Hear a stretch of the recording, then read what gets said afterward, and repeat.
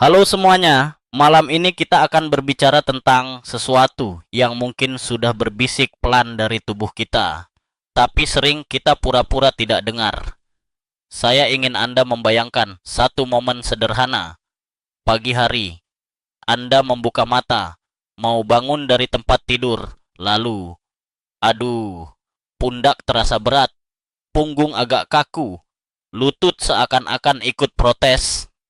Betul, kan? Rasa itu yang membuat kita berhenti sejenak sambil berpikir, apakah ini cuma bagian dari menua atau ada sesuatu yang lebih?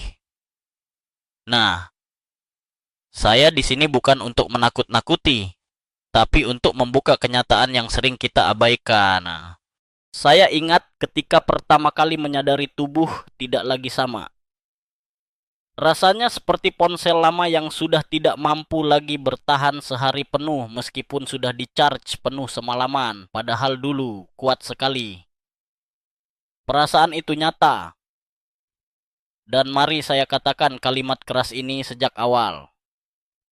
Anda mungkin tidak akan bertahan hidup jika menganggap semua sinyal tubuh hanyalah tanda usia biasa dan pantas untuk diabaikan.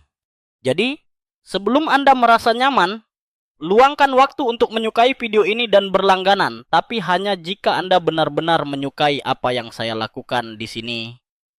Kalau bisa, sebutkan di kolom komentar kota Anda. Dan jam berapa sekarang ketika Anda mendengarkan? Saya selalu suka membayangkan suara saya melintas benua, masuk ke ruang hidup Anda. Entah malam di Jakarta atau dini hari di Amsterdam. Sekarang, matikan lampu. Mungkin nyalakan kipas untuk suara lembut. Dan mari kita mulai perjalanan kita malam ini. Beberapa tahun lalu, saya bertugas di sebuah rumah sakit ketika seorang pria berusia 78 tahun tiba-tiba dilarikan ke ruang gawat darurat. Menurut keluarganya, sehari sebelumnya ia masih bercakap-cakap, makan malam dengan lahap, bahkan bercanda kecil. Jadi ketika ia jatuh pingsan, keluarga merasa itu datang dari langit tanpa tanda. Tapi ketika saya melihat riwayat dan gaya hidupnya, jelas sekali gejala yang dianggap sepele sebenarnya sudah menumpuk sejak lama. Makan seadanya, jarang keluar rumah, dan selalu berkata, ini normal karena tua. Saya bisa merasakan kepanikan anak-anaknya ketika mereka berkata, tapi kemarin masih sehat. Ya, sehat menurut pandangan awam seringkali hanyalah definisi sempit. Bisa berjalan, bisa makan, bisa bicara. Padahal tubuh memiliki lapisan sinyal halus yang, kalau kita jeli, sudah berteriak sejak 3 tahun lalu. Mereka seperti notifikasi aplikasi yang tidak pernah dibuka. Pada akhirnya, memori penuh dan ponsel crash. Peristiwa itu adalah salah satu momen kebijaksanaan bagi saya. Tubuh tidak pernah tiba-tiba rusak. Rusak itu akumulasi, sama seperti plester jalan yang lama-lama retak kalau setiap hari dilewati truk berat. Jadi ketika saya berbicara malam ini, bukan bermaksud menyalahkan siapapun, Pak ya, melainkan mengajak Anda menggeser perspektif. Lucunya, banyak orang masih percaya bahwa soal kesehatan hanyalah urusan genetika atau nasib. Ah, keluarga saya memang begitu. Cepat, sakit jantung. Kalimat itu memang nyaman diucapkan. Tetapi kalau jujur, itu juga alasan untuk tidak berubah. Saya sering menjawab, ya, gen adalah pistol. Tapi gaya hidup adalah jari yang menarik pelatuk. Itu biasanya membuat pasien menatap saya campur aduk, antara tersinggung dan tercerahkan. Saya ingin berbagi informasi kecil yang agak aneh dan mencengangkan. Ada penelitian yang menunjukkan bahwa kesepian bisa sama mematikan dengan merokok 15 batang rokok per hari. Bayangkan kalau Anda melihat kakek Anda sedang duduk sendiri di sofa setiap hari. Secara ilmiah, itu hampir setara dengan ia menyalakan satu bungkus rokok. Aneh, kan? Tapi itulah fakta yang perlu kita hadapi. Dan ini baru permukaan dari segalanya. Ketika saya dulu sedang shift malam, seorang ibu lansia sering datang hanya untuk cek kesehatan, meskipun tidak ada gejala serius. Ketika kami ajak bicara lebih lama, ternyata yang ia butuhkan bukan pemeriksaan darah, tapi sekadar teman ngobrol. Pertemuan-pertemuan itu membuat saya sadar satu hal. Penyakit kadang bukan berasal dari tubuh, tapi dari lubang kosong di hati yang tidak pernah diisi percakapan. Kalau Anda merasa topik ini agak suram, jangan khawatir. Saya akan selipkan humor ringan agar suasana tidak tegang. Misalnya, pernahkah Anda merasa sendi lutut Anda mengeluarkan suara kretek ketika berdiri? Dan dalam hati Anda berpikir, ya ampun, gratis efek suara lagi. Produksi Hollywood bisa hemat modal. Nah, jangan terus dipandang menakutkan. Karena kadang tubuh punya cara komikal memberi sinyal pada kita. Mari kita bicara tentang perasaan pribadi saya. Usia saya sekarang sudah lebih dari 70 dan saya tidak menutupi kenyataan bahwa jalan pagi terasa berbeda dengan 20 atau 30 tahun lalu. Ada hari-hari ketika klik kecil di lutut membuat saya melambat. Tetapi justru di situ saya menemukan bahwa menua bukan musuh. Musuhnya adalah menyerah. Seorang sahabat lama pernah memberi saya nasihat. Tua itu pasti, rapuh itu pilihan. Dan sejak itu, saya memutuskan untuk memilih tetap berjalan meski sedikit lebih lambat, daripada berhenti dengan alasan saya sudah tua. Sebuah diskursus akademik yang menarik muncul. Apakah benar usia panjang ditentukan lebih besar oleh genetika atau oleh interaksi gaya hidup dengan lingkungan? Beberapa ilmuwan bersikeras bahwa genetik mendominasi hingga 70%. Tetapi kelompok lain menegaskan lifestyle lah yang bisa mengubah arah hidup. Debat ini masih terbuka dan sungguh menarik, sebab apapun jawabannya, saya lihat pasien di klinik membuktikan bahwa perubahan gaya makan, tidur, dan aktivitas bisa mengubah kurva kesehatan mereka. Secara pribadi saya berpihak pada argumen lifestyle, karena itu yang memberi kita kendali nyata. Untuk menutup bagian pertama ini, saya ingin memberi satu gambaran yang agak dramatis. Bayangkan Anda berjalan di lorong panjang dengan lampu yang makin redup di ujung. Setiap pilihan kecil, makan terburu-buru atau makan dengan sadar, duduk menyendiri atau menelpon seorang teman, berjalan 15 menit atau duduk nonton TV seharian, itu menentukan seberapa terang lampu yang menyala di lorong itu. Kita tidak bisa menyalakan lampu terakhir dalam sekali klik, tapi kita bisa memastikan cahaya tidak padam sebelum waktunya. Saya tahu cerita saya malam ini dimulai dengan cukup serius, agak misterius, dan sedikit keras. Tapi jangan khawatir, di bagian berikutnya saya akan mengajak Anda menembus tembok 85 tahun. Mitos bahwa umur panjang hanyalah keberuntungan. Saya janji akan tetap nada santai, kadang bersarkasme, kadang lembut seperti suara kipas di kamar Anda sekarang. Ada satu statistik yang selalu membuat saya menghela napas panjang setiap kali saya mengucapkannya. Dari 100 orang berusia 70 tahun di negara kita, yang berhasil melewati usia 85 dalam kondisi masih cukup sehat untuk beraktivitas mandiri. Jumlahnya bahkan tidak mencapai 30. Bayangkan itu. Artinya 7 dari 10 tidak bisa melewati tembok tak terlihat bernama batas 85. Tembok ini, izinkan saya menyebutnya begitu, bukanlah sekadar angka di kalender, melainkan semacam filter besar, siapa yang siap, bisa melangkah, siapa yang tidak, berhenti di situ. Dan disinilah perdebatan akademis selalu hangat. Apakah tembok itu dibangun murni oleh genetik yang dipasang sejak lahir, ataukah oleh gaya hidup yang kita rawat sepanjang puluhan tahun? Sebuah kubu ilmuwan, mari sebut saja pihak keturunan, berkata bahwa DNA adalah penentu. Tetapi ada kubu lain, yang lebih rebel, meyakini bahwa lingkungan dan kebiasaan bisa mengubah cerita. Saya pribadi berpihak pada yang kedua. Saya sudah melihat dengan mata kepala sendiri orang yang garis keluarganya penuh riwayat penyakit jantung. Tetapi dengan latihan teratur, asupan gizi, dan pengelolaan stres, ia tetap bugar hingga usia melewati 90. Lucunya, Banyak orang terjebak pada jawaban termudah. Ya, umur panjang itu urusan nasib saja. Pernah ada seorang pasien bercerita kepada saya, "Dok, kalau sudah waktunya, ya waktunya. Untuk apa susah-susah olahraga?" Saya tersenyum, lalu balik bertanya, "Kalau begitu, kenapa Anda masih gosok gigi tiap pagi? Kan kalau memang waktunya gigi tanggal, ya tanggal saja." Pasien itu tertawa, lalu akhirnya mengangguk paham. Humor kecil semacam itu kadang lebih tajam daripada ceramah medis setebal buku. Saya masih teringat benar seorang pasien pria bernama Pak Sunario. Beliau berusia 74 tahun ketika pertama kali datang. Badannya sebenarnya tidak terlalu kurus, tapi matanya kosong, langkahnya berat, dan ia selalu berkata, "Saya ini hanya menunggu giliran." Kata-kata itu mirip tiket antrean di bank, penuh kepasrahan.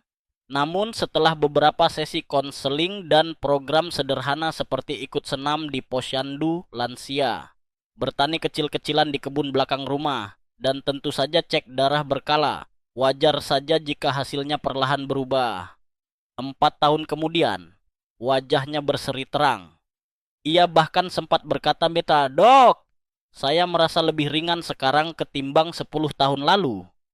Nah, cerita itu bukti. Tembok 85 bukanlah beton, melainkan semacam tembok kertas yang bisa ditembus dengan kebiasaan. Ada satu informasi aneh yang saya ingin sisipkan. Tahukah Anda bahwa peneliti menemukan hubungan antara panjang jari manis dibanding jari telunjuk dengan tingkat harapan hidup? Tidak, saya tidak bercanda. Beberapa studi menemukan korelasi lemah, walau kontroversial, bahwa orang dengan rasio tertentu antara jari bisa memiliki risiko penyakit berbeda. Apakah ini masuk akal?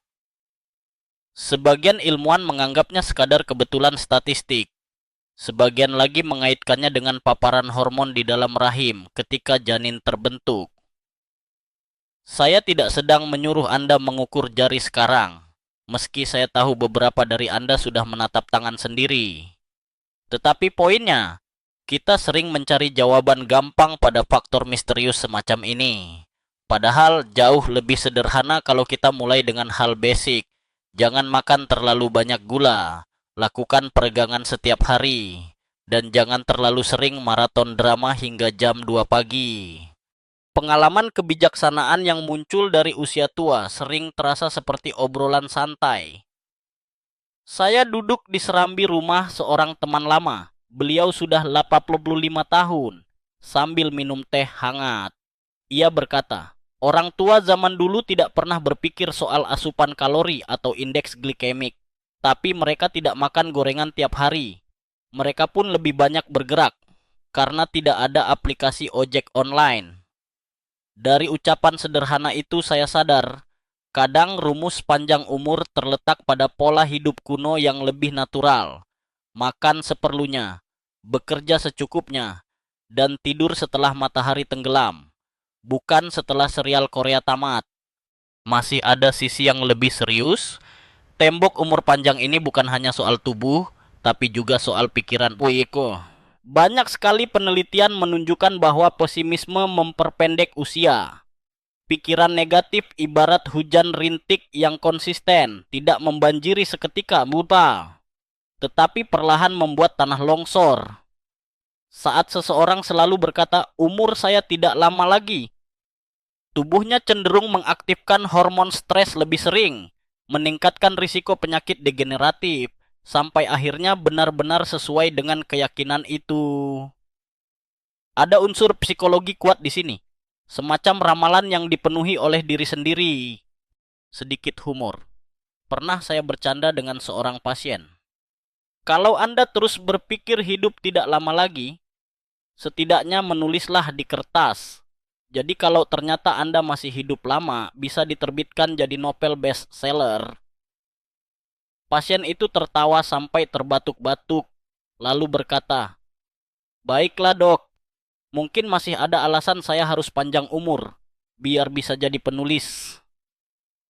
Walau ringan, Setidaknya ia lebih bersemangat minggu berikutnya. Diskursus akademis lain yang terbuka adalah tentang konsep lansia sehat versus sekadar hidup lama. Apakah seseorang dianggap sukses menua hanya jika masih bisa lari maraton? Atau cukup sekadar bisa merawat diri tanpa bantuan? Beberapa ahli menekankan independensi fungsional sebagai kriteria utama, bukan angka kronologis. Jadi saat kita bicara tentang melewati tembok 85, jangan bayangkan berarti Anda harus berdiri di panggung menyanyi sambil melompat.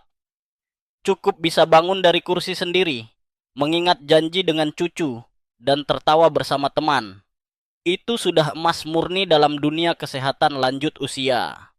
Saya ingin menutup bagian kedua ini dengan gambaran kecil. Bayangkan sebuah jembatan panjang yang melintasi sungai deras. Sebagian papan jembatan sudah lapuk, beberapa paku tercabut, banyak orang sampai di tengah, lalu menyerah karena takut terjatuh. Tetapi sebagian kecil yang merawat papan tiap kali ada retak, yang hati-hati menambah paku saat longgar, bisa menyeberang sampai ujung. Itulah perjalanan menuju 85.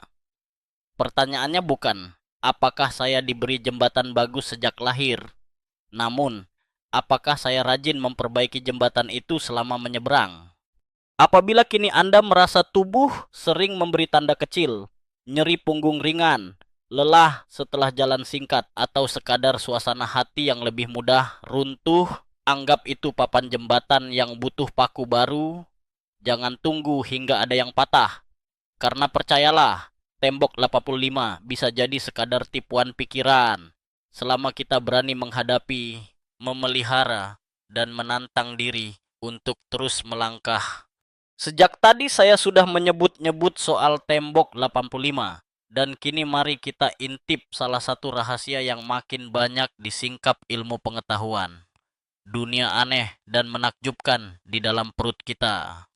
Ya, saya bicara tentang usus, atau lebih tepatnya, triliunan makhluk mikroskopis yang tinggal di sana.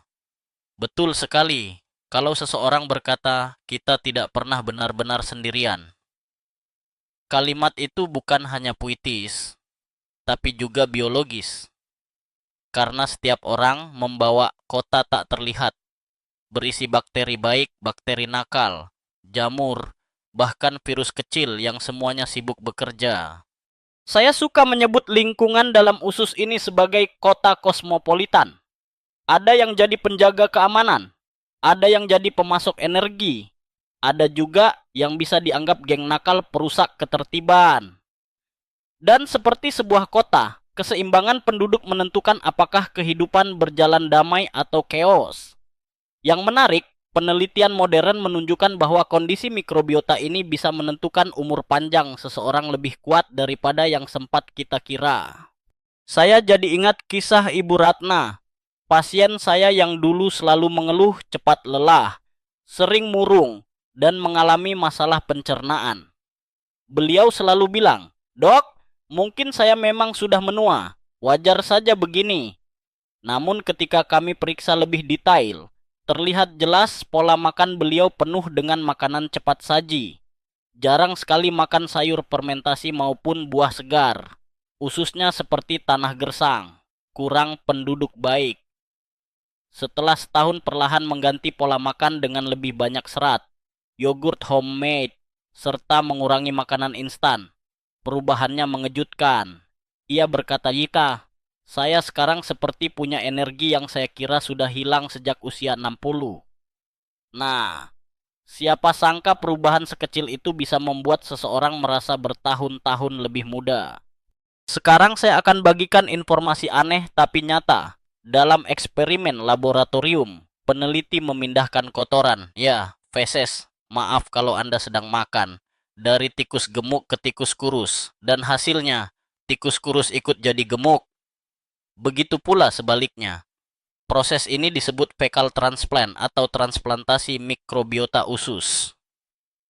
Jika Anda merasa geli, saya pun pertama kali mendengarnya ikut tertawa kecil sambil berpikir, jadi ternyata kita bisa menulari selera makan melalui, ya, kawan itu. Tapi Eksperimen ini sungguh membuka mata dunia medis bahwa susunan bakteri usus menentukan perilaku makan, metabolisme, bahkan kecenderungan obesitas.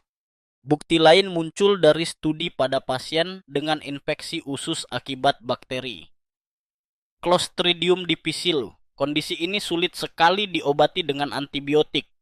Tetapi, ketika pasien itu diberi transplantasi feses dari orang sehat, tingkat keberhasilannya mencapai 80-90%. Bayangkan, sesuatu yang selama ini kita anggap sampah, ternyata bisa jadi penyelamat nyawa. Aneh ya, sisi samping kehidupan kadang justru berisi kunci. Lalu, bagaimana hubungannya dengan penuaan dan tembok 85 tadi? Ilmuwan Jepang menemukan bahwa mikrobiota pasien penderita Alzheimer jauh berbeda komposisinya dari orang sehat. Misalnya kandungan senyawa beracun seperti amonia dan indol lebih tinggi. Ini menunjukkan adanya jalur komunikasi halus antara usus dan otak yang disebut gut-brain axis. Istilah kerennya ini membuat seakan-akan usus memiliki telepon langsung dengan otak. Jadi kalau mikroba usus kacau, otak pun bisa menerima sinyal negatif sampai memicu depresi atau gangguan daya ingat. Salah satu diskursus akademis yang masih diperdebatkan adalah apakah perbedaan mikrobiota menyebabkan penyakit otak seperti Alzheimer atau sebaliknya penyakit otak mengubah pola makan dan akhirnya mengubah usus. Hubungan sebab akibatnya masih samar. Seperti pertanyaan klasik mana yang lebih dulu, ayam atau telur.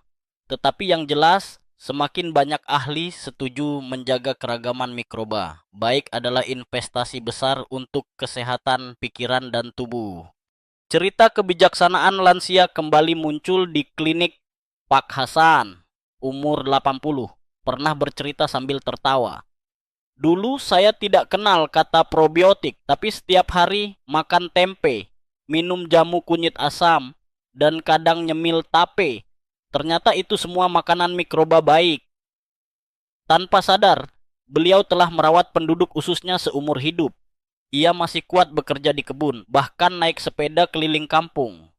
Saya jadi menyimpulkan, mungkin sesekali nenek moyang kita benar-benar lebih pintar daripada gawai pintar kita sekarang. Untuk Anda yang masih bertanya-tanya, lalu apa yang bisa saya lakukan malam ini juga? Jawaban paling sederhana adalah makan makanan yang memberi makan pada penduduk baik di dalam usus. Artinya serat dari sayuran berwarna-warni, buah musiman, biji-bijian, dan jangan lupa makanan fermentasi seperti kimchi, tempe, tape, yogurt. Sebaliknya, yang perlu dihindari adalah camilan ultra proses, makanan tinggi gula rafinasi, serta minuman berpengawet. Percayalah, setiap kali Anda memilih salad segar dibanding keripik asin instan, Anda sebenarnya sedang memberikan ransum sehat kepada triliunan sekutu di dalam usus. Hanya saja di sini terletak humor kesayangan saya. Ketika saya berkata kepada pasien untuk tambah makan serat, seringkali mereka kembali sebulan kemudian dengan wajah muram. Saya tanya, bagaimana perubahan makanannya? Mereka jawab, saya sudah makan mie instan, rasa sayur lebih sering. Dok, itu termasuk serat kan? Nah, disitulah saya harus menahan tawa sambil dengan sabar menjelaskan perbedaan antara bubuk rasa sayur dengan sayur nyata. Jika saya boleh memberi gambaran metaforis lagi, usus kita itu seperti taman. Mikroba baik adalah bunga, mikroba nakal adalah gulma. Taman tanpa tukang kebun akan penuh gulma, dan lama-lama bunga mati. Tetapi kalau Anda merawat dengan pupuk serat, air cukup, dan cahaya kebahagiaan kecil seperti tawa, taman itu akan indah sepanjang tahun meski usia Anda terus bertambah. Jadi, jangan kaget bila saya katakan, salah satu kunci menembus tembok 85 terletak bukan pada gym mahal atau vitamin suplemen penuh rak, tapi di dalam semangkuk sup sayur, sepotong tempe, atau bahkan dalam fermentasi tradisional warung sebelah rumah. Mikroba kecil itulah yang suka melompat gembira ketika Anda memberi mereka makanan yang layak. Dan percaya atau tidak, mereka akan membalas Anda dengan rasa sehat yang tidak ternilai. Di akhir bagian ini, saya ingin meninggalkan satu kalimat reflektif. Saat kita berbicara mengenai umur panjang, mungkin rahasianya bukan soal siapa yang tubuhnya paling kuat, melainkan siapa yang mampu hidup bersama triliunan sahabat mikroba dengan harmoni. Dan untuk itu, kita semua punya kendali. Pernahkah Anda benar-benar merasa sendirian? Bukan sendirian dalam arti akhirnya bisa rebahan tanpa diganggu siapapun, tetapi sendirian yang membuat waktu terasa lengket, panjang, dan kosong. Saya pribadi pernah menyaksikan betapa dalamnya pengaruh rasa kesepian pada tubuh manusia. Dan percayalah, ini bukan sekadar melodrama. Beberapa tahun lalu, seorang pasien lansia yang sering datang ke klinik berkata, "Dok, sebenarnya saya tidak sakit. Hanya tidak ada siapapun yang bisa saya ajak bicara di rumah." Saat itu saya terdiam beberapa detik. Rasanya pukulan lebih berat dibanding laporan hasil laboratorium pasien lain. Dan ternyata penelitian mendukung apa yang saya lihat. Ada studi luar biasa besar, melibatkan lebih dari 300.000 orang di Amerika. Hasilnya, mereka yang hidup dalam isolasi sosial memiliki risiko meninggal dini hingga 50% lebih tinggi dibanding mereka yang masih punya koneksi sosial yang baik. Bayangkan, angka itu bahkan lebih buruk daripada efek obesitas atau kurang gerak. Peneliti bahkan berani menyamakan dampaknya dengan merokok 15 batang setiap hari. Nah, kalau Anda kaget, Anda bukan satu-satunya. Saya sendiri pertama kali membaca penelitian itu langsung berkata dalam hati, jadi, kalau begitu, ngopi sendirian tiap sore lebih berbahaya daripada menambah gula di kopi. Cerita kebijaksanaan dari usia tua seringkali datang tanpa kita rencanakan. Saya pernah duduk menemani seorang janda lanjut usia, sebut saja Ibu Sri, yang kehilangan suami setelah 40 tahun bersama.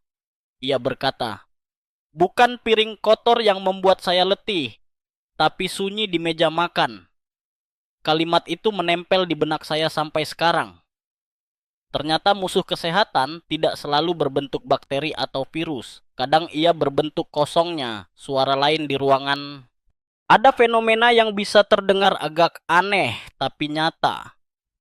Beberapa penelitian pada hewan menunjukkan bahwa isolasi sosial bisa mengubah struktur otak, terutama pada bagian hipokampus yang berfungsi menyimpan memori. Jadi, kalau seseorang kesepian terus-menerus, otaknya bisa secara literal mengecil pada bagian tertentu. Kalau dipikir, memang lucu tragis. Ya, manusia berevolusi menjadi makhluk sosial. Tetapi di era modern justru sibuk berdiam sendiri di rumah dengan ponsel. Kita bisa berbalas emotikon, tapi tubuh tidak menganggap emotikon sama seperti pelukan teman nyata. Debat akademis menarik muncul di sini. Apakah kesepian itu penyebab langsung menurunnya kesehatan? Ataukah orang yang sudah mulai sakit cenderung menarik diri, lalu terlihat lebih kesepian? Sampai hari ini, para ahli masih memperdebatkannya. Namun, tak peduli arah sebab akibat. Yang jelas, hubungan itu seperti lingkaran setan. Kesepian memperburuk kesehatan. Kesehatan yang memburuk membuat kita makin kesepian. Humor ringan biar suasana tidak terlalu kelam. Saya pernah memberitahu seorang pasien bahwa kesepian sama berbahayanya dengan merokok. Dia refleks menjawab, "Syukurlah dok, berarti kalau saya kesepian sambil merokok, dua racun bisa saling meniadakan, kan?" Saya hanya bisa menepuk dahinya sambil tertawa, berharap komentar itu hanya sekadar candaan, bukan rencana hidup. Ada sisi praktis yang bisa kita pelajari. Untuk memutus lingkaran isolasi, saya biasanya mendorong pasien agar bergabung dengan komunitas lokal.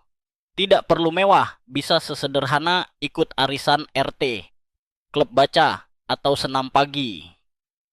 Ketika sudah terhubung, efek positifnya bukan hanya terasa di hati, tapi juga terlihat di hasil laboratorium. Tekanan darah membaik, gula darah menurun, bahkan sistem kekebalan tubuh lebih kuat. Saya pernah melihat seorang lansia yang tadinya sering bolak-balik ke rumah sakit. Setelah aktif di kelompok menari tradisional, frekuensi kunjungannya berkurang signifikan niku. Tubuhnya tampak menguat seiring hatinya yang terhibur. Cerita pribadi. Dulu, saya sendiri sempat merasakan masa sunyi setelah pensiun dari aktivitas harian yang sibuk. Tiba-tiba telepon lebih jarang berbunyi. Jadwal rapat hilang, dan saya hanya duduk di teras. Awalnya terasa nikmat, tapi perlahan, pikiran mulai gelap. Untung saya menyadari bahwa tubuh ini butuh interaksi lebih daripada butuh bantal baru. Maka saya ikut komunitas kecil bercocok tanam, sekadar menanam cabai di pot. Dari situ muncul teman-teman baru, obrolan ringan soal tanah dan pupuk yang ternyata menyuburkan juga kesehatan mental saya. Mari kembali sejenak ke sisi ilmiah. Hormon stres bernama kortisol akan melonjak ketika seseorang kesepian kronis. Dan bila hormon ini bertahan tinggi terlalu lama, hasilnya ibarat percikan api yang terus-menerus menempel di dinding rumah. Akhirnya merembet jadi kebakaran, kerusakan pembuluh darah, hilangnya sensitivitas insulin, hingga merosotnya kadar antibodi. Semuanya bisa dipicu. Jadi, jangan heran kalau orang yang kesepian lebih mudah jatuh sakit. Bahkan infeksi kecil pun bisa terasa berat. Diskusi akademis lain memicu perdebatan. Beberapa ahli neuropsikologi berpendapat bahwa isolasi sosial sebenarnya mengaktifkan insting primitif manusia untuk siaga bahaya. Bayangkan hidup terasing di gua ribuan tahun lalu. Tentu otak harus siap waspada dari predator. Masalahnya, di zaman sekarang kita tidak lagi diburu singa, tapi otak kita masih bereaksi sama. Maka tubuh terus dalam mode siaga yang justru melelahkan organ-organ dalam jangka panjang. Mari beri gambaran kecil. Kesepian itu seperti kebocoran kecil di atap rumah. Saat hari cerah, tidak terlihat masalah. Tapi begitu hujan deras, kebocoran itu bisa merusak plafon, merembes ke dinding, dan akhirnya struktur rumah jadi rapuh. Banyak orang menunggu sampai hujan badai datang baru sibuk menambal. Padahal jauh lebih mudah bila dilihat dan diperbaiki lebih awal. Sebagai penutup bagian ini, izinkan saya menyampaikan sesuatu yang lebih personal. Jika ada di antara Anda yang merasa hari-harinya terlalu sunyi, jangan anggap itu hal kecil. Jika tubuh sering terasa lesu, pikiran murung, atau bahkan tidur gelisah, boleh jadi akar masalahnya bukan sepenuhnya fisik.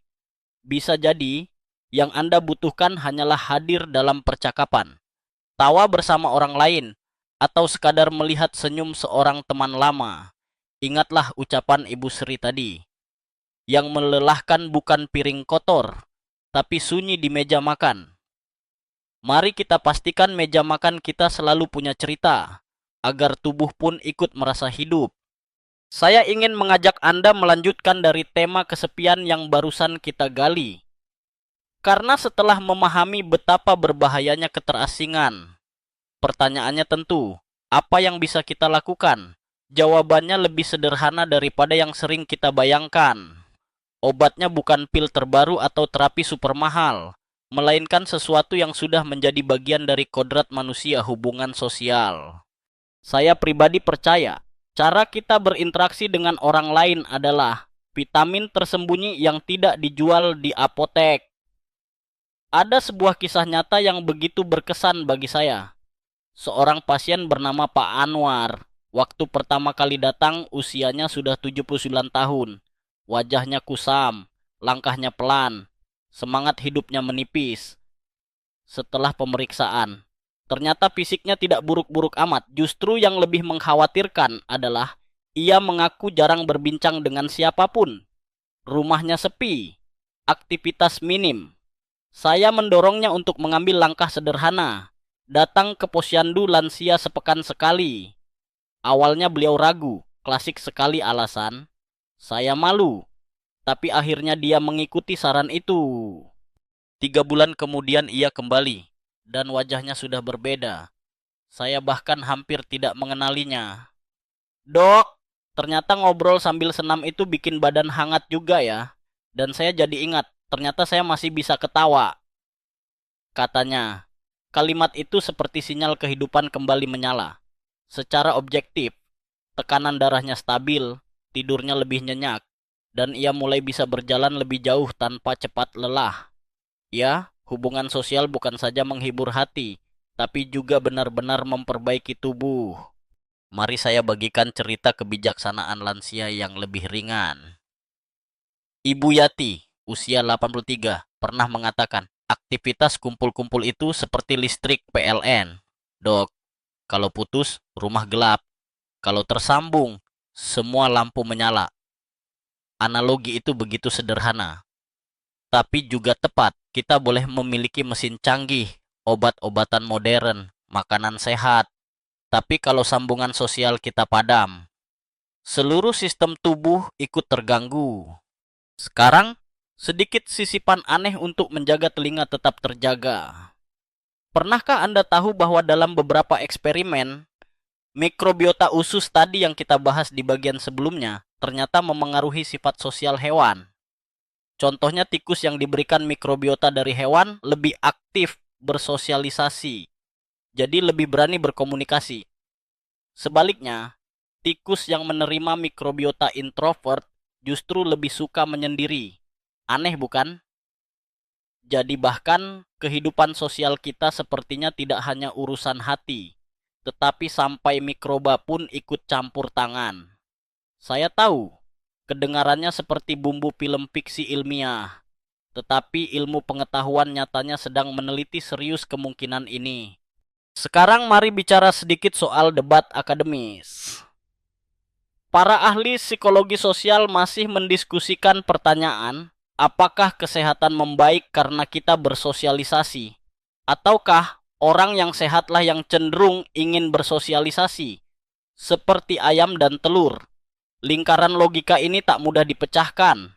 Namun, terlepas dari perdebatan itu, bukti empirik klinis sudah jelas. Tubuh mereka yang lebih aktif dalam kegiatan sosial punya risiko lebih kecil terkena penyakit degeneratif, bahkan menunda gejala demensia. Saya pribadi condong percaya efeknya dua arah. Tubuh sehat mendorong orang keluar rumah, tetapi keluar rumah juga menjaga tubuh tetap sehat. Humor ringan untuk mengimbangi suasana serius ini.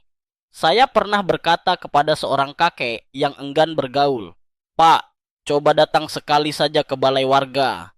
Kalau tidak ada teman yang nyambung, minimal ada AC gratis." Beliau tertawa lalu menjawab, "Nah, kalau soal gratis, saya tertarik." Aneh tapi nyata. Hal sesimpel itu kadang bisa jadi pintu masuk ke pertemanan baru.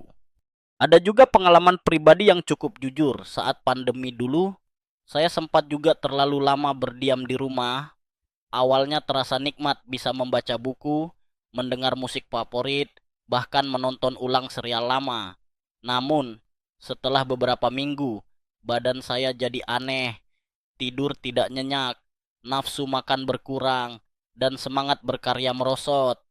Ketika akhirnya saya memberanikan diri untuk sekadar mengobrol di pagar rumah dengan tetangga, suasana hati langsung berubah. Jangan pernah remehkan dampak interaksi kecil. Kadang satu senyum bisa mengembalikan energi yang hilang seharian.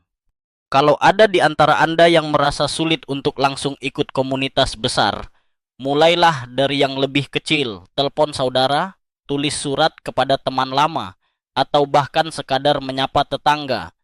Tak ada yang terlalu remeh dalam dunia sosial. Ingatlah, tubuh memperlakukan semua interaksi positif sebagai nutrisi. Sekarang mari kita tarik benang merah.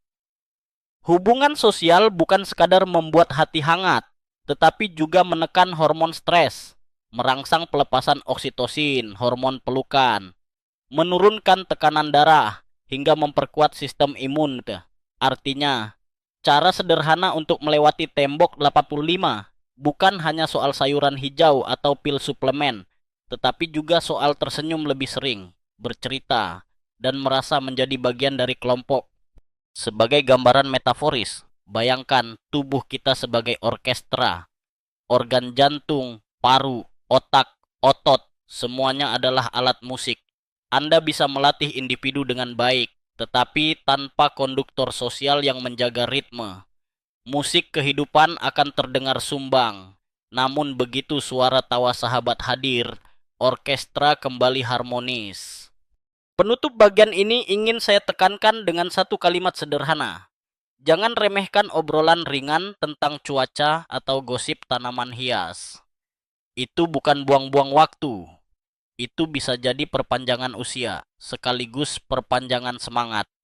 Jika kesepian terbukti setara dengan rokok, maka bisa jadi tawa bersama setara dengan vitamin paling manjur.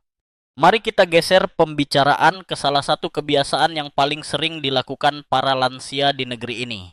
Jalan kaki. Hampir setiap minggu saya mendengar kalimat yang mirip. Dok, saya setiap hari sudah jalan 10.000 langkah. Jadi mesti sehat, kan? Sekilas terdengar logis, bahkan meyakinkan. Apalagi sering muncul di kampanye kesehatan. Tetapi sebagai orang yang sudah cukup lama bergelut di dunia ini, saya harus jujur mengatakan itu tidak sepenuhnya benar. Jalan kaki memang baik, tetapi mengandalkannya sebagai satu-satunya olahraga ibarat Anda hanya makan nasi tanpa sayur dan lauk. Kenyang iya, tapi lengkap tidak. Saya pernah bertemu seorang bapak berusia 67 tahun yang dengan bangga membawa catatan langkah dari jam pintar barunya. Ia berkata, "Lihat, dok, seminggu penuh saya konsisten di atas 10.000. Kenapa tekanan darah saya masih membandel?" Itu pertanyaan yang sering muncul, dan saya tahu banyak yang berpikir begitu juga. Masalahnya, jalan kaki hanya melatih daya tahan jantung dan paru, bukan seluruh kebutuhan tubuh. Sedangkan yang paling cepat merosot setelah usia 30 justru kekuatan otot. Analogi sederhana, mobil lama bisa tetap berjalan jauh asalkan tangkinya terisi bensin. Tetapi kalau ban sudah botak dan rem aus, jarak tempuh tidak berarti banyak kecelakaan menunggu. Nah, tubuh juga sama. Otot dan tulang adalah rem dan ban Anda. Tanpa melatih keduanya, langkah 10.000 per hari pun mudah tergelincir. Kebijaksanaan khas lansia sering membuka mata saya. Ada seorang nenek yang usianya 82 tahun masih rajin ikut kelas angkat beban ringan. Suatu kali ia tersenyum kepada saya sembari berkata, "Kalau saya hanya jalan, lutut saya sering protes. Tapi setelah belajar tarikan karet elastik, entah kenapa badan saya lebih tegak." Wow, dari sana saya semakin yakin. Latihan kekuatan itu seperti pasang tiang tambahan pada rumah, menyangga agar tidak cepat miring. Sekarang mari kita sisipkan informasi aneh. Tahukah Anda bahwa setelah usia 30, otot manusia alami menyusut 1% setiap tahun? Dan bukan itu saja, setelah usia 60 kecepatannya meningkat 2-3% per tahun. Jadi, sebenarnya kita ini diam-diam sedang mengecil tanpa sadar. Kalau saja tubuh manusia terbuat dari balon, mungkin kita akan melihat diri kita kempes perlahan tiap ulang tahun. Menyeramkan tapi lucu juga membayangkannya. Debat akademis timbul di sini. Ada ahli yang meyakini penurunan otot terutama karena faktor usia biologis yang tidak bisa diubah. Ada pula pihak lain berpendapat bahwa dengan stimulasi tepat, yakni olahraga resistensi, penyusutan bisa diperlambat drastis. Saya lebih condong pada kubu kedua. Karena bukti klinis menunjukkan lansia yang rutin angkat beban ringan tetap memiliki massa otot lebih baik meskipun seumuran dengan rekannya yang hanya mengandalkan jalan kaki. Mari saya cerita sedikit humor pasien. Suatu kali saya menyarankan latihan chair stand alias bangun duduk dari kursi berulang-ulang. Seorang pasien tersenyum nakal lalu berkata, "Oh, jadi selama ini kalau saya berdiri menyambut tamu, itu sudah olahraga ya, Dok? Kalau begitu saya undang tamu lebih sering saja."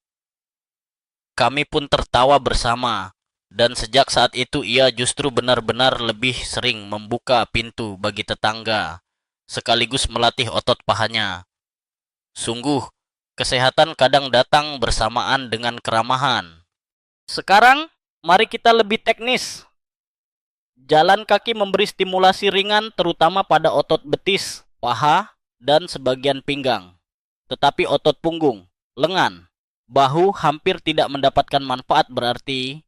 Sementara keseimbangan tubuh yang krusial untuk mencegah jatuh juga tidak cukup terlatih hanya lewat jalan. Itulah sebabnya Organisasi Kesehatan Dunia, WHO, menekankan lansia perlu minimal 2 kali per minggu melakukan latihan penguatan. Bahkan American College of Sports Medicine menambahkan bahwa latihan kekuatan seharusnya menjadi menu wajib, sejajar dengan latihan kardio.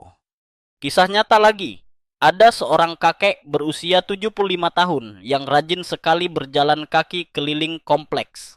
Namun, ia tetap mengalami patah tulang panggul akibat terjatuh kecil di kamar mandi. Mengapa? Karena meskipun otot kakinya bertahan agak baik, tulangnya tidak cukup padat. Jalan kaki memang memberi stimulasi ke tulang, tapi intensitasnya kurang. Justru aktivitas dengan tekanan sedikit lebih berat, seperti mengangkat beban atau berjalan naik tangga, yang bisa menjaga kepadatan tulang. Sekarang mari kita buat metafora. Bayangkan tubuh Anda sebagai rumah kayu. Setiap kali Anda jalan kaki, Anda sedang mengecat ulang tembok luar agar terlihat cantik. Tetapi bila rangka dalamnya rapuh, rumah tetap bisa roboh meski catnya baru. Latihan kekuatan itulah yang mengokohkan rangka dalamnya. Saya sendiri pernah mengalami satu titik menyadarkan. Saat usia memasuki awal 70-an, saya merasa angin duduk di kursi lebih menarik ketimbang bangun. Tetapi kemudian saya mencoba latihan sederhana dengan botol air mineral sebagai beban. 2 minggu saja, efeknya sudah terasa. Posisi duduk lebih tegak, tidur lebih nyenyak, bahkan kepercayaan diri bertambah. Itu membuktikan, bahkan dalam usia senja, otot masih bisa diajak negosiasi.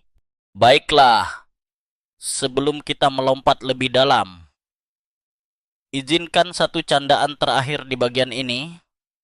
Saya pernah menulis poster motivasi kecil yang ditempel di dinding rumah. Jika Anda bisa angkat remote TV berkali-kali, Anda juga bisa angkat botol air penuh beberapa kali. Bagi saya, prinsipnya sama-sama melatih tangan, hanya hasilnya berbeda. Jadi, kesimpulannya, jangan pernah percaya kalau jalan kaki saja sudah cukup. Jalan kaki penting, jangan tinggalkan. Tetapi jadikan itu bagian dari menu harian yang lengkap.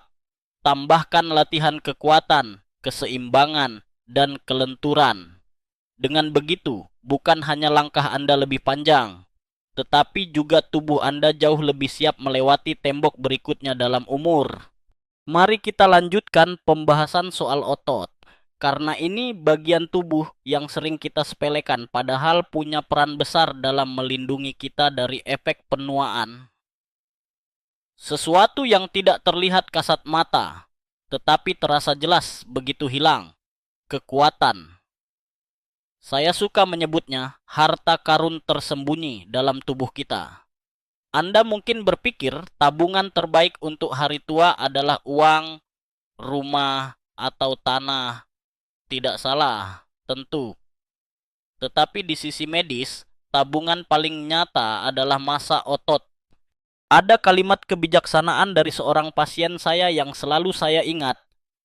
Beliau berkata, "Dok, dulu saya bisa mengangkat cucu saya sambil tertawa. Sekarang mengangkat belanjaan saja kadang bikin terengah." Itu bukan sekadar cerita ringan, tapi alarm keras betapa otot sedang menyusut. Dan benar, setelah usia 30, tubuh memang alami kehilangan 1% massa otot per tahun. Angka yang terasa kecil, tetapi cobalah bayangkan akumulasi 30 tahun, setara dengan kehilangan sepertiga modal dasar kita. Saya masih ingat pertemuan dengan seorang ibu berusia 76 tahun. Namanya Bu Marni. Kecil mungil tetapi penuh semangat. Suatu kali beliau bercerita, "Saya belajar squat dari cucu saya. Katanya ini kayak main pura-pura jadi katak." Saya pun tertawa. Tetapi ternyata beliau benar-benar tekun. Setiap pagi ia melakukan squat 10 kali. Hasilnya, dalam 6 bulan, beliau bisa berjalan lebih lama tanpa lelah dan tubuhnya lebih tegak. Kebijaksanaan yang lahir di usia tua justru kadang datang dari ajaran anak kecil. Ironis sekaligus indah. Sisi aneh lain yang saya ingin selipkan, penelitian menemukan bahwa otot bukan hanya mesin mekanik, tapi juga organ hormon. Mereka melepaskan myokin, zat kimia kecil yang berfungsi seperti pesan antar jaringan. Misalnya, beberapa myokin memengaruhi fungsi otak, menurunkan depresif, dan meningkatkan metabolisme. Jadi kalau kita menguatkan otot, bukan cuma fisik yang terbantu, tetapi juga psikis. Ini fakta yang terdengar seperti cerita dongeng di dunia medis. Angkat beban, otot memproduksi hormon gembira. Mari kita sentuh perdebatan akademis. Sejumlah ilmuwan percaya kehilangan otot sarkopenia adalah proses tak terhindarkan, ibarat rambut memutih. Namun kelompok lain berargumentasi keras bahwa intervensi gaya hidup mampu memperlambatnya cukup signifikan. Faktanya, riset membuktikan lansia yang aktif dalam latihan beban ringan punya risiko jatuh dan patah tulang lebih rendah 40% dibanding lansia pasif. Jadi, apakah sarkopenia takdir atau hanya tanda kita malas memberi stimulasi yang tepat? Pertanyaan itu masih terbuka, tapi saya cenderung memilih jawaban kedua. Humor ringan, saya pernah menyarankan pada seorang kakek untuk latihan wall push up alias dorongan ke tembok. Ia langsung menjawab, "Tapi kalau saya dorong tembok setiap hari, nanti rumah saya roboh gimana, Dok?" Saya hanya bisa tepuk jidat sambil tertawa, sekaligus menjelaskan bahwa temboknya pasti cukup kuat menghadapi lengan manusia. Humor-humor kecil seperti ini membuat suasana latihan jadi lebih ringan. Karena jujur saja, angkat beban bisa terdengar menakutkan bagi lansia. Bagaimana sebenarnya cara melatih otot di rumah tanpa peralatan mahal? Banyak sekali. Coba beberapa ini. Chair stand. Duduk lalu berdiri dari kursi. Lakukan 10 kali. Wall push up. Dorong tembok dengan tangan. Ulang 10 kali. Step up. Naik turun tangga perlahan. Arm curl. Gunakan botol air mineral sebagai pengganti dumbbell. Kedengarannya sederhana, tapi efeknya nyata. Jangan bayangkan harus menjadi binaragawan. Tujuan kita bukan otot seperti gunung berapi, tetapi otot yang cukup untuk menahan agar kita tidak jatuh. Cukup kuat untuk membuka toples, dan cukup lentur untuk menggendong cucu. Ada satu gambaran akademis menarik. Otot juga erat hubungannya dengan gula darah. Setiap gram otot adalah seperti lemari penyimpanan glukosa. Jadi saat otot banyak, tubuh bisa menyimpan gula darah dengan baik, sehingga risiko diabetes menurun. Sebaliknya, bila otot sedikit, gula darah mudah meluap, menambah beban pankreas, hingga lahirlah penyakit metabolik. Inilah sebabnya banyak pasien diabetes yang sebenarnya butuh program latihan kekuatan, bukan hanya obat penurun gula. Saya ingin berbagi pengalaman pribadi. Di usia kepala 7, saya sempat mengalami masa ketika bangun dari kursi lebih sulit dari biasanya. Saat itu saya sempat merasa, inilah tanda menua. Tetapi seorang rekan sejawat mengingatkan, "Cobalah latihan elastic band." Saya pun mulai, malu-malu, pelan-pelan. Kadang sambil tertawa karena postur saya lebih mirip orang menari. Namun setelah rutin, perbedaannya terasa jelas. Tubuh lebih stabil. Saya tidak lagi takut jatuh saat berdiri lama di dapur. Dan yang paling aneh, mood saya ikut meningkat. Bayangkan otot sebagai tabungan pensiun. Jika Anda menabung sejak muda, bunga majemuk akan melindungi Anda di usia senja. Tetapi meski terlambat, tetap lebih baik menabung sekarang daripada tidak sama sekali. Jadi, walaupun usia Anda sudah 60 atau 70, mulailah. Otot itu dalam banyak kasus masih mau tumbuh, meski pelan. Penutup bagian ini ingin saya katakan dengan sederhana. Jalan kaki menyehatkan, iya. Tapi fondasi utama melawan rapuh dan jatuh adalah otot. Jangan biarkan tubuh Anda hanya memiliki mesin berjalan tanpa memiliki pilar penopang. Karena tanpa pilar, rumah seindah apapun bisa runtuh oleh angin kecil. Sekarang mari kita alihkan perhatian pada cahaya matahari, sesuatu yang kita anggap selalu setia datang setiap pagi. Tetapi dalam urusan kesehatan, sering sekali disalahpahami. Banyak orang berkata dengan santainya, "Saya kan tiap hari kena matahari saat jemur baju. Pasti vitamin D saya cukup." Sayangnya, ini adalah salah satu mitos paling berbahaya yang sering saya dengar. Vitamin D itu ibarat aplikasi penting di ponsel. Kalau aplikasi itu hilang, seluruh sistem berantakan. Ia terlibat dalam metabolisme kalsium, kesehatan tulang, daya tahan tubuh, bahkan kesehatan otak. Tetapi faktanya, 80-90% masyarakat di negeri kita mengalami kekurangan vitamin D. Angka yang membuat saya geleng-geleng kepala. Bagaimana bisa negara tropis dengan cahaya melimpah justru kekurangan vitamin matahari? Saya teringat seorang pasien pria berusia 71 tahun bernama Pak Wiryo. Ia selalu yakin dirinya sehat karena setiap pagi ia berjemur di pekarangan sambil membaca koran.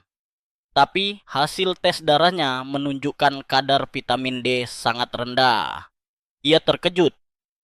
"Loh, bagaimana bisa? Dok, saya rajin berjemur."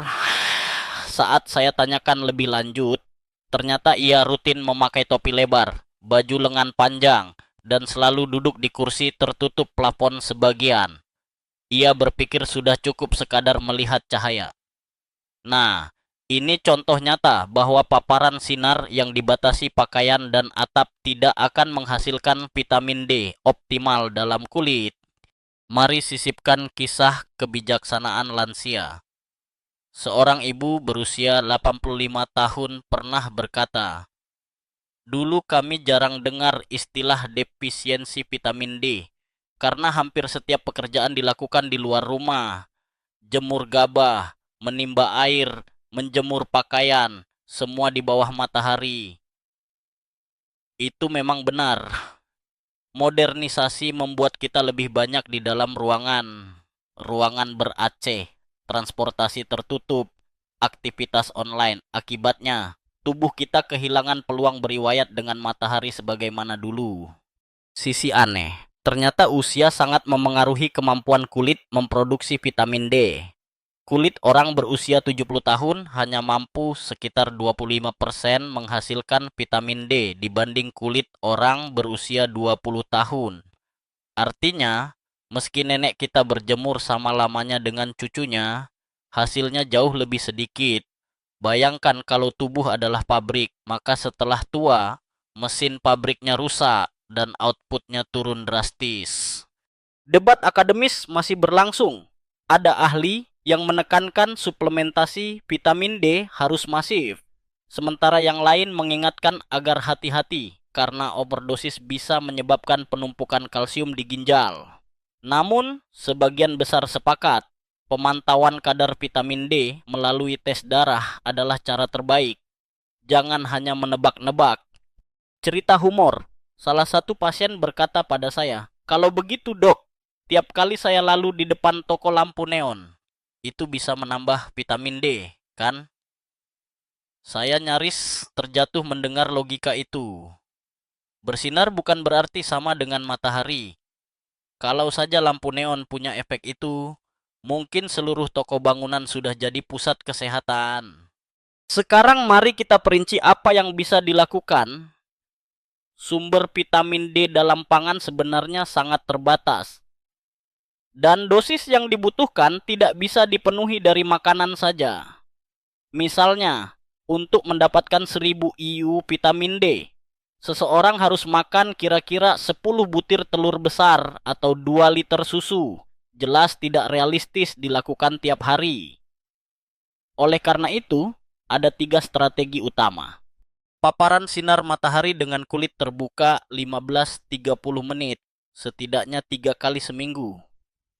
Makanan sumber kecil vitamin D seperti ikan berlemak, kuning telur, hati sapi, suplemen bila hasil pemeriksaan menunjukkan defisiensi, dan ingat, semua ini perlu disesuaikan usia, warna kulit, kesehatan hati, lar ginjal, termasuk obat yang dikonsumsi. Mari kembali pada pengalaman pribadi saya. Beberapa tahun lalu saya ikut tes darah bersama teman sejawat, padahal saya sering berjalan pagi. Hasilnya, vitamin D saya tetap rendah. Saat saya evaluasi, ternyata saya selalu berjemur sebelum jam 8 pagi dan selalu mengenakan jaket tipis karena udara agak dingin.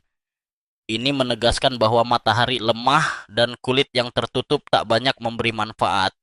Sejak itu, saya belajar berjemur sedikit lebih lama tanpa menutupi kulit. Hasil tes berikutnya membaik drastis. Jadi memang bukan sekadar lihat matahari, tapi biarkan kulit merasakan. Ada informasi menarik lain yang saya suka bagikan. Vitamin D bukan hanya soal tulang. Riset terkini menemukan korelasi rendahnya vitamin D dengan risiko gangguan mood, termasuk depresi. Bahkan ada studi yang menunjukkan penambahan vitamin D mampu memperbaiki gejala depresi ringan di sejumlah pasien. Mungkin inilah yang menjelaskan mengapa di negara-negara dengan musim dingin panjang, kasus seasonal depression meningkat karena kurang paparan matahari. Sebagai gambaran, tubuh Anda bisa dibayangkan sebagai rumah dengan pilar beton. Vitamin D adalah inspektur bangunan yang memastikan pilar itu benar-benar dipenuhi semen, bukan pasir. Tanpa inspektur, rumah bisa berdiri sementara, tetapi mudah runtuh saat gempa kecil. Kembali pada satu kalimat reflektif penutup bagian ini. Jangan anggap cahaya pagi hanya sekadar bonus untuk selfie di teras rumah. Itu bisa menjadi tiket kecil Anda melintasi tembok 85. Bedanya, tiket ini gratis, asal mau keluar rumah, membuka jaket, dan membiarkan tubuh merasakan hangatnya sinar. Ada satu topik yang sering membuat pasien saya mengangkat alis tinggi-tinggi, seakan-akan baru mendengar teori konspirasi. Namun, ironisnya, ini adalah fakta ilmiah yang telah dibuktikan. Obat yang kita minum dengan penuh harapan ternyata bisa mencuri nutrisi penting dalam tubuh kita. Saya tidak sedang berbicara tentang efek samping klasik seperti mual atau pusing. Kita semua sudah tahu itu. Yang saya maksud adalah proses senyap, hampir tak terasa, yakni obat pelan-pelan menguras vitamin dan mineral seperti maling sopan yang berjalan di karpet halus. Mari saya ceritakan kisah nyata seorang pasien, Ibu Lili, 75 tahun, sudah 10 tahun, setia minum obat darah tinggi dan obat diabetes. Hasil cek laboratoriumnya relatif bagus, tetapi keluhannya semakin aneh, sering kesemutan, sering lelah, bahkan jantungnya kadang berdebar. Kami telusuri lebih jauh, dan ternyata kadar magnesium serta vitamin B12-nya sangat rendah. Dugaan segera mengarah pada obatnya. Diuretik untuk tekanan darah tinggi ternyata membuang magnesium bersamaan dengan urin. Sementara metformin sanggup mengganggu penyerapan vitamin B12. Setelah suplementasi nutrisi itu dimulai, keluhan tersebut berangsur hilang. Analogi sederhana, Anda mungkin sudah punya penghasilan stabil, obat yang menjaga penyakit terkendali. Tapi bila pencuri menggerogoti tabungan sedikit demi sedikit, nutrisi yang terkuras, ujung-ujungnya Anda tetap bangkrut. Kebijaksanaan lansia muncul lagi dalam percakapan dengan Pak Slamet, 80 tahun. Ia berkata sambil bercanda, jadi selama ini obat saya dobel, satu bikin sehat, satu bikin saya kere nutrisi, dan memang Dengan gaya humornya itu, ia tepat sekali merumuskan realita. Banyak pasien tidak menyadari bahwa terapi medis juga berarti kita harus lebih cermat memantau nutrisi. Aneh tapi nyata, statin, obat penurun kolesterol yang berjuta-juta orang minum, ternyata mampu menurunkan produksi koenzim Q10 dalam tubuh. Padahal, koenzim Q10 itu penting untuk energi sel, khususnya otot jantung. Tidak heran banyak pasien mengeluh capek atau pegal-pegal setelah minum statin. Tentu tidak semua mengalami, karena tubuh tiap orang berbeda. Tetapi tetap saja menarik bagaimana obat yang dimaksudkan untuk melindungi jantung. Di sisi lain bisa membuat jantung terasa lebih lemah tanpa suplemen tertentu. Debat akademis soal ini seru. Sebagian pakar menyatakan penting untuk suplemen Q10 kalau pasien menggunakan statin jangka panjang. Sebagian lain bilang buktinya belum cukup kuat untuk menjadikannya standar terapi. Jadi, lagi-lagi, kita ada dalam wilayah abu-abu. Namun bagi saya sebagai klinisi, ketika pasien nyata-nyata lelah, memberi tambahan Q10 kadang lebih masuk akal daripada menyuruh pasien sabar. Humor ringan. Seorang pasien saya yang minum obat lambung selama bertahun-tahun pernah berkata, "Dok, jadi ini obat saya malah bikin lambung saya jadi ketagihan ya. Saya sudah kayak pelanggan setia warung kopi nih. Sekali minum harus terus balik." Memang, obat penyekat asam lambung seperti PI bisa menurunkan penyerapan kalsium dan magnesium, bahkan vitamin B12. Jadi, betul juga candaannya. Lambung bisa jadi pelanggan setia kalau kita tidak mewaspadai efek lanjut. Mari kita beri daftar cepat agar jelas. Diuretik, kuras kalium, magnesium, metformin obat diabetes, turunkan vitamin B12. Statin kolesterol, kurangi koenzim. Q10, PPI, asam lambung, turunkan penyerapan kalsium, magnesium. B12, beberapa antibiotik bisa ganggu vitamin K dan flora usus. Sekali lagi, bukan berarti kita tidak perlu minum obat. Obat itu penyelamat. Tetapi kita wajib tahu apa yang diam-diam mereka ambil, supaya kita bisa menambah isi lemari dapur dari jalur lain. Ada pengalaman pribadi yang cukup menarik. Saya sendiri pernah mengonsumsi obat lambung saat mengalami reflux berbulan-bulan. Awalnya saya merasa nyaman karena nyeri perut reda, tapi perlahan tubuh terasa mudah lelah dan sering kram di malam hari. Setelah saya cek, rupanya kadar magnesium turun. Sejak itu, saya tidak lagi menelan setiap obat seperti permen penyelamat, melainkan dengan rasa saling curiga yang sehat. Diskursus akademis terbuka juga muncul. Apakah benar kita harus rutin memeriksa status nutrisi bila menggunakan obat-obatan kronis? Ada pihak konservatif yang bilang, tidak perlu.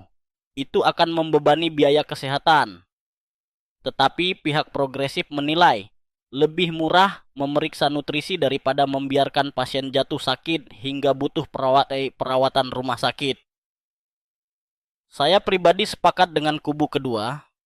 Sakit kronis selalu lebih mahal daripada pencegahan. Bayangkan tubuh seperti rumah dengan banyak kamar. Obat menolong Anda menutup jendela yang bocor, tetapi kadang tanpa sadar mereka juga mengunci pintu yang seharusnya terbuka agar udara segar, nutrisi masuk. Hasilnya, rumah memang kering dari bocor, tetapi menjadi pengap. Solusinya bukan berhenti menggunakan kunci, melainkan menambahkan ventilasi lain. Penutup bagian ini, jangan salah paham. Saya tidak sedang menakut-nakuti Anda agar berhenti minum obat. Pesan saya sederhana, obat dan nutrisi harus jalan bergandengan tangan. Jadi kalau Anda atau orang tua Anda harus memakai obat jangka panjang, tanyakanlah pada dokter atau perawat, apakah obat ini bisa mengurangi vitamin atau mineral tertentu. Karena bisa jadi, suplemen kecil yang ditambahkan justru membuat perjalanan kalian menembus usia panjang menjadi lebih lancar. Mari kita beranjak ke sesuatu yang terdengar agak ilmiah. bahkan hampir seperti science fiction. Telomer, kata ini mungkin belum akrab di telinga kebanyakan orang dia. Tapi sesungguhnya telomer adalah jam pasir kecil yang menentukan berapa lama sel kita bisa bertahan hidup. Saya analogikan telomer seperti plastik kecil di ujung tali sepatu. Kalau plastik itu hilang, tali cepat rusak dan terurai. Nah, telomere jelas tidak mengikat sepatu Anda, melainkan melindungi kromosom di dalam setiap sel. Semakin pendek telomere, semakin tua dan lemah sel Anda. Saya pernah menatap hasil penelitian di layar, dan spontan bergumam. Jadi umur kita sebenarnya bisa dihitung dari panjang seutas kabel kecil di dalam sel. Aneh tapi nyata. Itulah biologi. Kebijaksanaan datang dari obrolan sederhana dengan seorang teman lama berusia 86 tahun. Ia berkata, tubuh saya mungkin sudah keriput, tapi jiwa saya belum selesai menulis cerita. Kata-kata itu membuat saya langsung mengaitkannya dengan telomere, karena meski sel-sel melemah, tetap ada faktor gaya hidup yang mampu memperlambat gunting alamiah ini. Mari kita selipkan temuan aneh yang membuat saya tersenyum geli sekaligus kagum. Pernah ada eksperimen di Stanford University, di mana para ilmuwan menyatukan aliran darah tikus muda dengan darah tikus tua melalui prosedur yang disebut parabiosis. Hasilnya, organ tikus tua menunjukkan tanda-tanda permajaan, otot lebih kuat, sel otak lebih aktif. Bayangkan, darah muda bisa mencuci tubuh tua. Ada yang menyebutnya sejenis vampirisme ilmiah. Lucu, tapi faktanya hasil penelitian itu nyata. Ada pula studi lain yang menunjukkan bahwa sekadar mengencerkan darah tua bisa meningkatkan kesehatan jaringan. Nah, tentu saja, jangan membayangkan praktik aneh ini di dunia nyata. Bukan berarti kita harus antre transfusi darah cucu. Tapi poinnya jelas. Ada sesuatu dalam darah dan telomere yang bisa menjadi kunci memperlambat penuaan.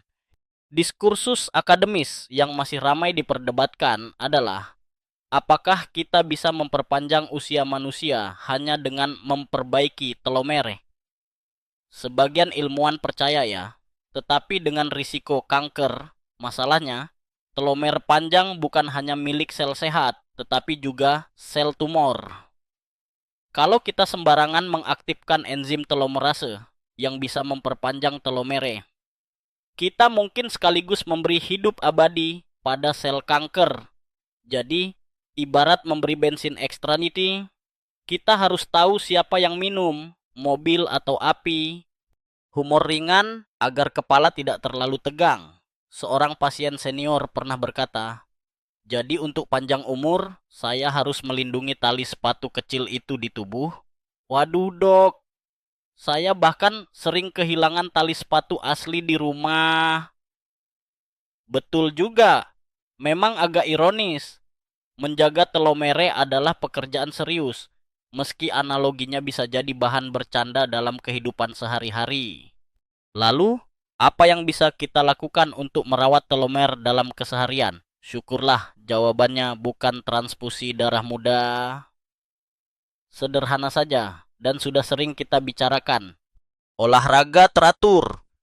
Penelitian jelas menunjukkan aktivitas fisik bisa memperlambat pemendekan telomer. Paling baik jika mengombinasikan kardio dengan latihan kekuatan. Kelola stres, meditasi, yoga, napas dalam. Bahkan sekadar bersyukur. Semuanya terbukti menurunkan hormon stres yang merusak telomer. Tidur cukup. Kurang tidur, ya telomer cepat menyusut. Makanan bergizi tinggi antioksidan. Buah beri, teh hijau, kacang-kacangan, ikan berlemak. Mereka seperti pelindung anti karat dalam tubuh. Jauhi racun. Merokok dan alkohol adalah penyabit telomere tercepat yang pernah diuji. Ada satu pengalaman pribadi. Ketika saya mulai serius melakukan meditasi 15 menit setiap pagi, bukan hanya perasaan rileks yang datang, tetapi tubuh pun terasa berbeda. Tekanan darah lebih stabil, tidur lebih nyenyak, Dan jika ada satu kata yang tepat untuk menggambarkan pengalaman itu, seolah-olah telomere saya sedang berterima kasih karena diberi waktu bernapas lebih panjang. Ilustrasi sederhana. Bayangkan hidup Anda seperti lilin panjang. Telomere adalah lapisan tipis di sekeliling sumbu yang menjaga lilin tidak mudah retak. Jika lapisan itu terus menipis tanpa perawatan, lilin mudah pecah, bahkan sebelum habis terbakar. Tetapi bila kita jaga dengan baik, cahaya bisa memancar lebih lama. Menutup bagian ini, izinkan saya menegaskan bahwa telomere bukan semata urusan laboratorium yang jauh dari realitas. Ia ada di dalam setiap sel Anda, bekerja setiap saat, dan cara teraman, termudah, paling murah untuk menjaganya bukanlah eksperimen gila, tetapi gaya hidup sederhana. Makan dengan bijak, bergerak dengan konsisten, tidur nyenyak, dan tersenyum pada kehidupan. Itulah kunci untuk menyambut usia panjang tanpa tersandung gunting kecil di ujung genetika kita.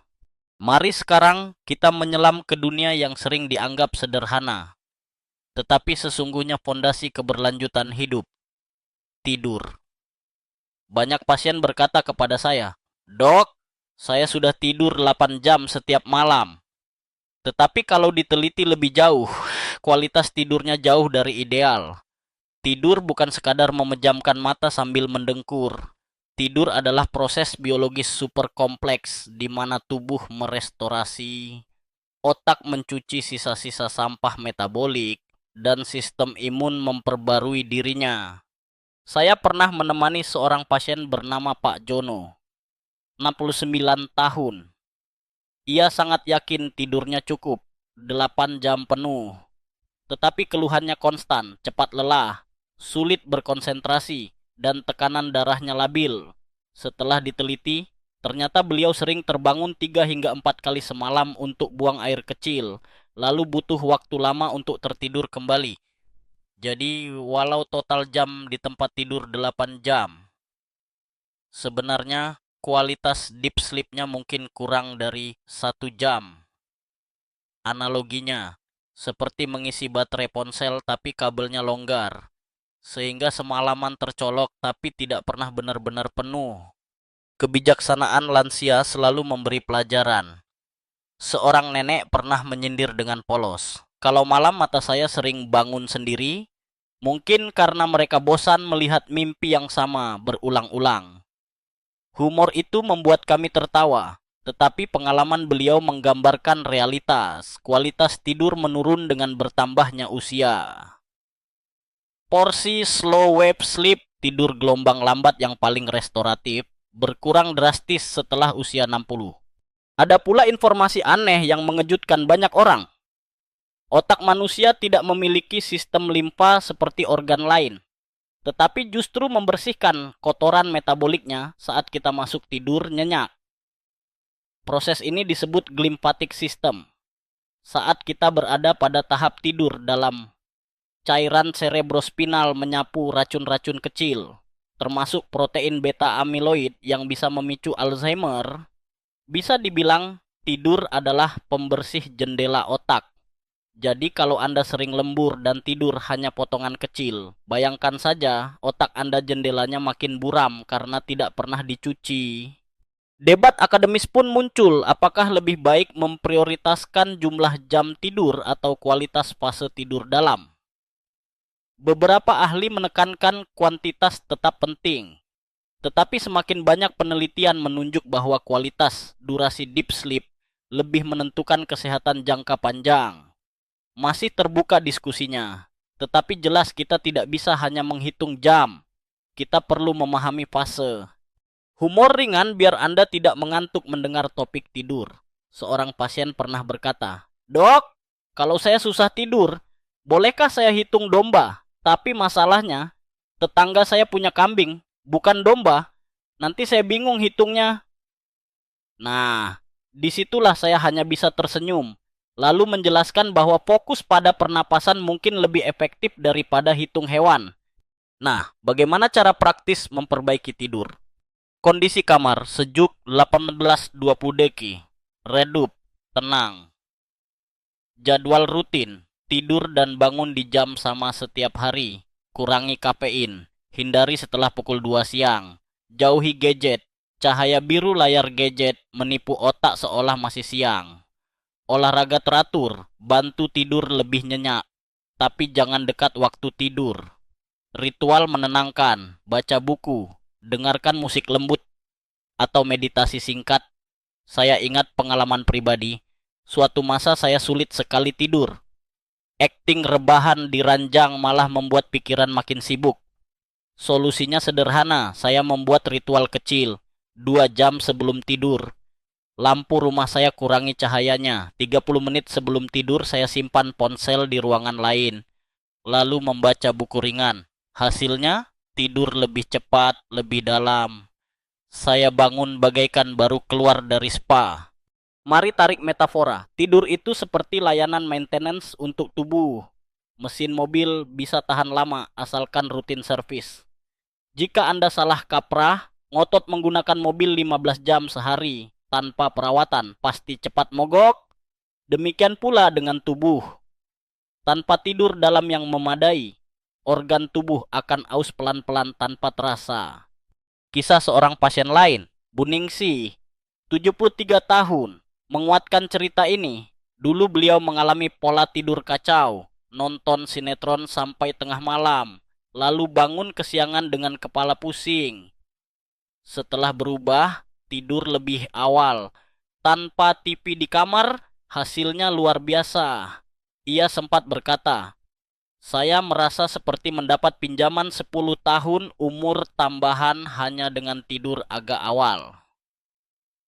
Tentu kita tidak bisa memastikan angka itu, tetapi perasaannya jelas nyata. Maka penutup bagian ini saya ingin katakan, tidur bukan kemewahan, tetapi kebutuhan biologis yang sama seriusnya dengan makan atau bernapas. Jangan lagi bangga berkata, "Saya bertahan hidup dengan tidur 3 jam." Itu bukan medali prestasi, itu tiket cepat ke penyakit kronis. Jadi, pastikan setiap malam tubuh Anda benar-benar mendapat kesempatan terbaik untuk memperbaiki dirinya. Karena mungkin rahasia melewati tembok 85 tahun bukan ada di kapsul ajaib, tetapi sudah berbaring setiap malam di kasur Anda. Kita sudah menempuh perjalanan panjang malam ini. Dari rasa lelah di tubuh saat bangun pagi, hingga detail genetik kecil bernama telomere.